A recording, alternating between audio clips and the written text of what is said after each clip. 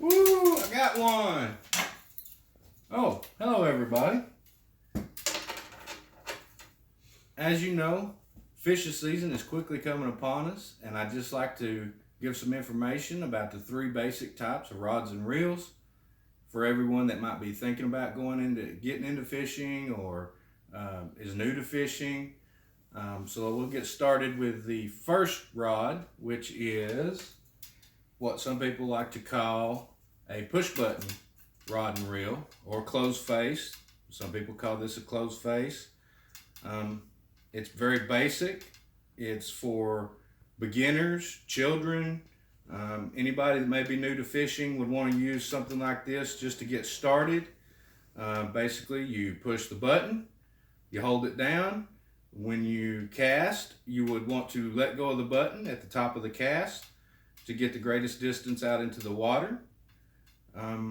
The bail, or the part that winds the line, is all encased inside so that nothing can get in there. If you throw it down in the dirt or something like that, it's not going to get all in your line and mess it up.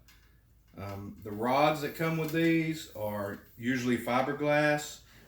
There's several different types of rods. You've got fiberglass, graphite, even some new polymer style rods. The line is important depending on what you're fishing for.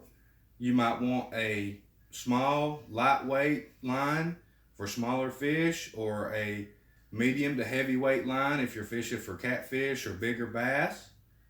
The handles, there's many different varieties of handles. Some of them may be rubber, some of them may be cork.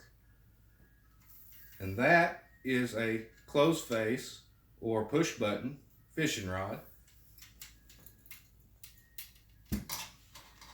The next rod I want to go over is what some people call a spinning rod or a open face rod. This particular rod is graphite.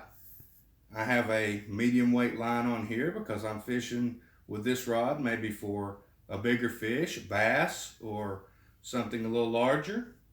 It has an extended handle on it so that you can lock it under your arm, so that you can really put some force behind it when you're pulling.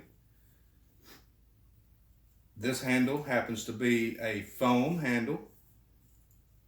The reel part is open face, which means you got to flip the bail over and hold the line with your finger until you get to the top of your cast, at which point you want to let go of the line in order for it to go the farthest distance out into the water.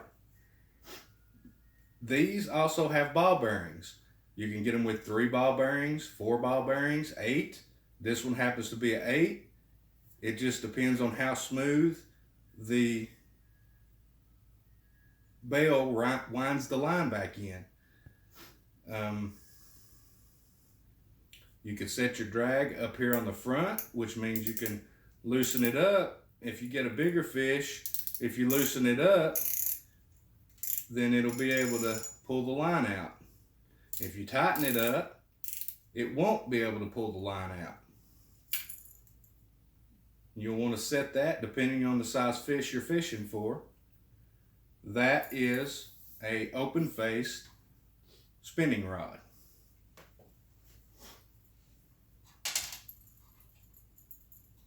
The next one is the choice of a lot of pros and Bassmaster tournament fishermen. It is called a bait casting rod. This one has a cork handle. It is also a graphite rod. It's got some pretty strong line on there because you're fishing for bigger bass. It's kind of like a push button rod because you got to push the button and release it when you're at the top of your cast. But this one also has ball bearings in it, just like the spinning reel, so that you get a good smooth reeling in on your line. It also has adjustments here and here for the weight of your lure. You don't want to put a really light lure on here and have this set at a high resistance because you won't be able to cast it. So you've got to set the resistance on the spool right here for the weight of the lure that you have on your line. This is a really difficult rod and reel combo to get the hang of, as far as casting and getting it to not unspool on the spool. This one will take some practice, getting used to, getting the cast right, getting the adjustments right for the weight of your lures. It's really advanced. You, as a beginner, you probably would not want to purchase this rod right out of the gate. It's not something that you're going to do for beginners.